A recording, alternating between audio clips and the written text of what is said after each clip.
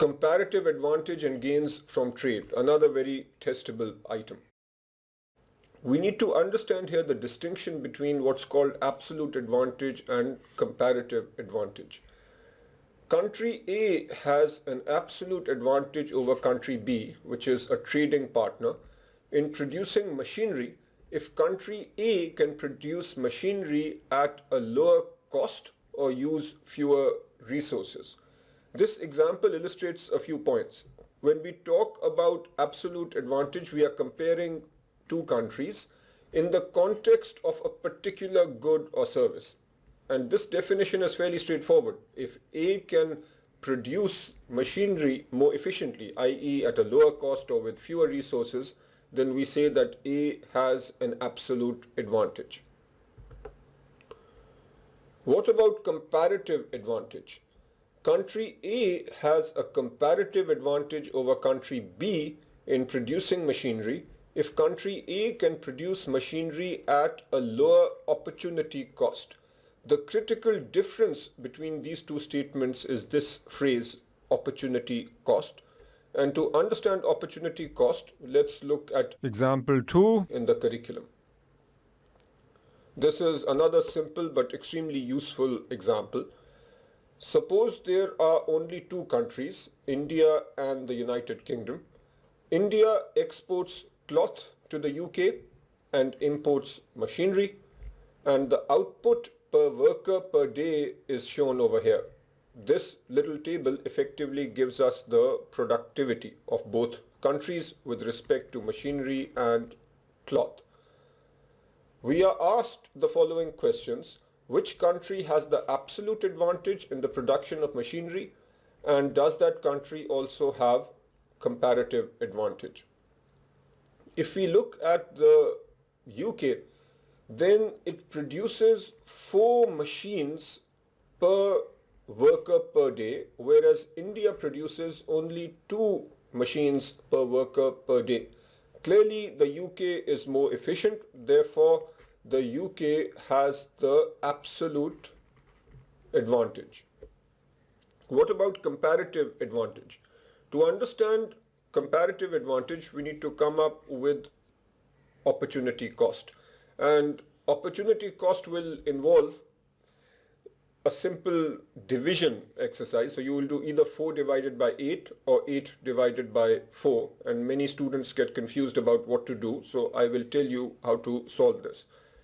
When we are looking at the opportunity cost for machines, remember 2 things.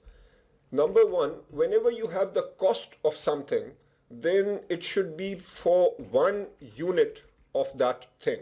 That thing here is machines.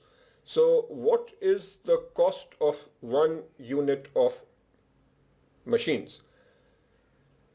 We are talking about the cost in terms of cloth. Since this is an opportunity cost, we need to compare machines and cloth. To have 1 unit of machines, you need to have the number for machines in the denominator. Remember, whenever you have a fraction, the denominator represents 1 unit.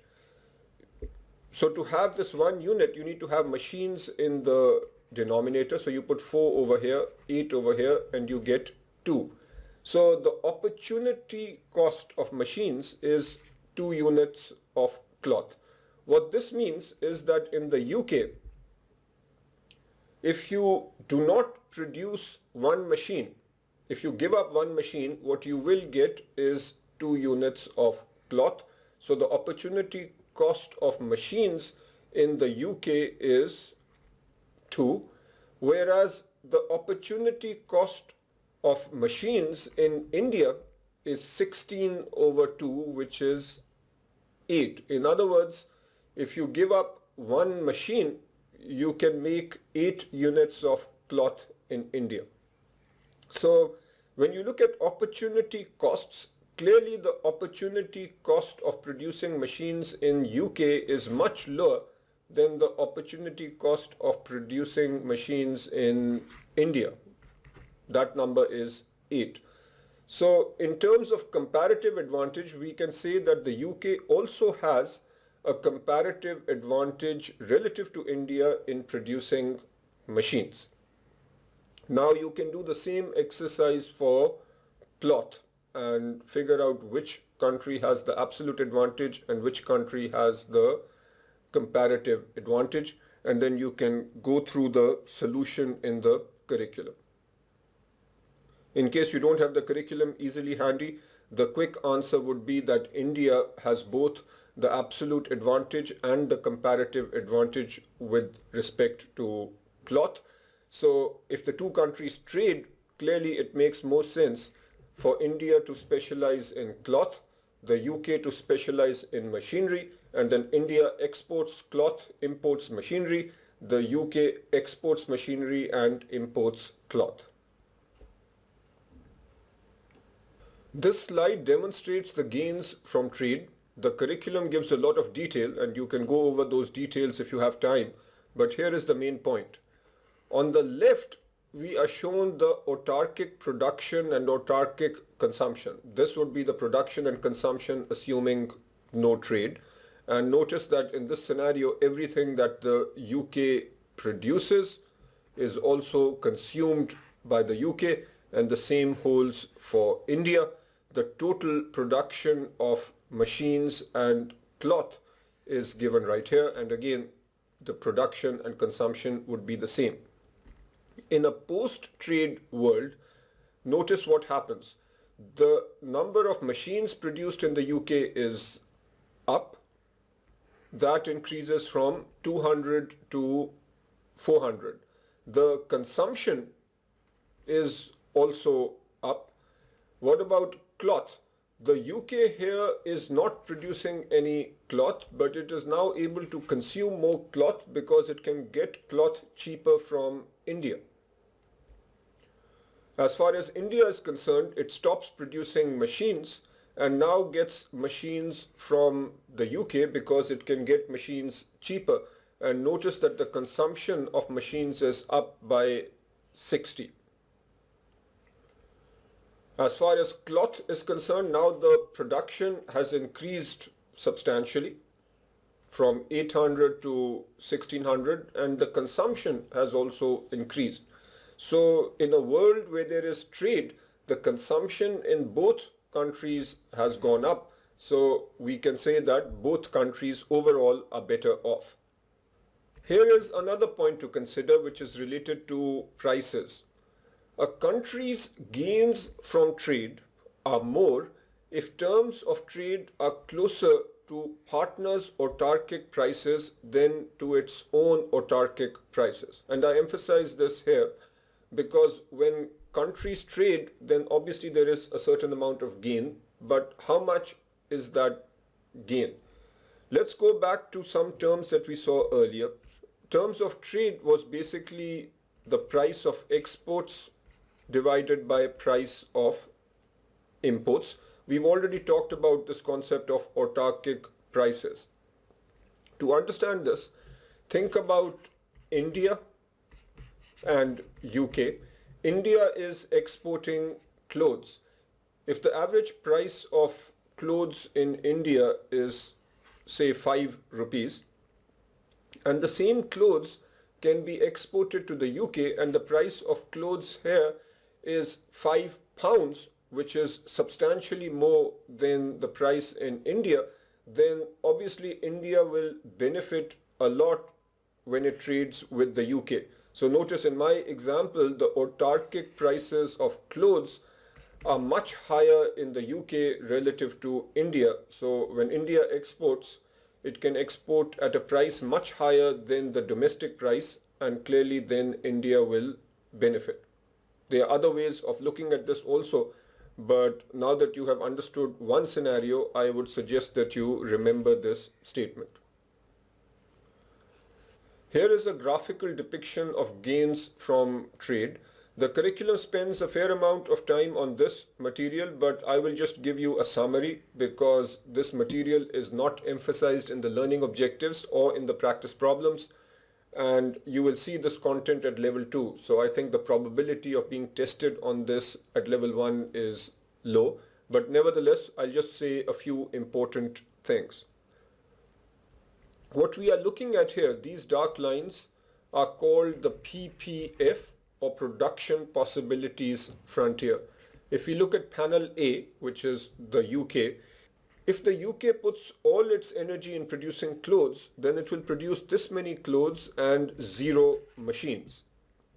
As the UK gives up the production of clothes, it will start producing some machines, and as we keep going to the right, the production of clothes goes down and the production of machines goes up.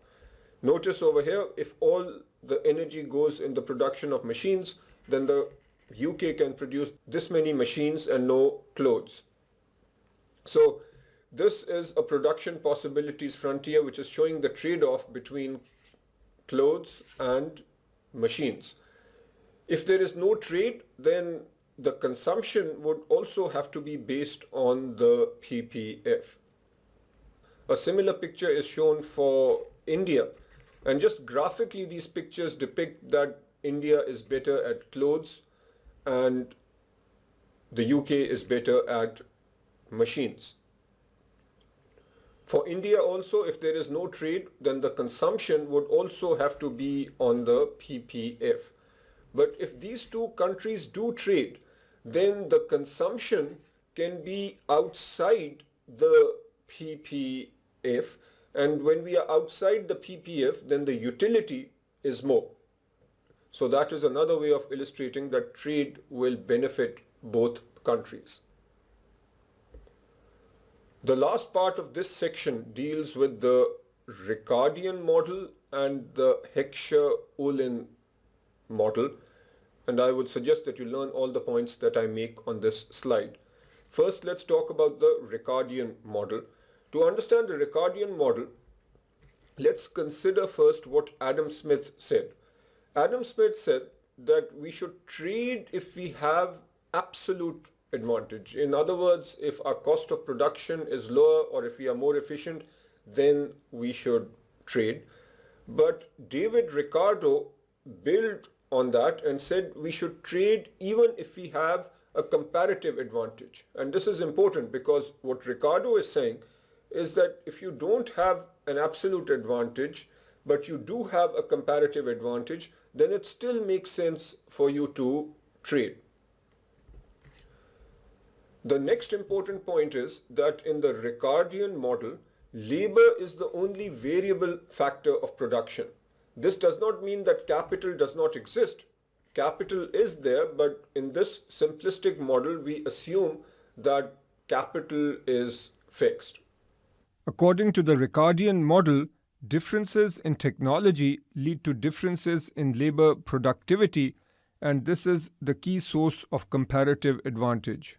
So remember these points. We don't need to get too detailed into this model. As long as you know this, you will be in good shape. What about the other model? That is called the Heckscher-Ohlin model. In this model, both capital and labor are variable. And how is that different from the Ricardian model?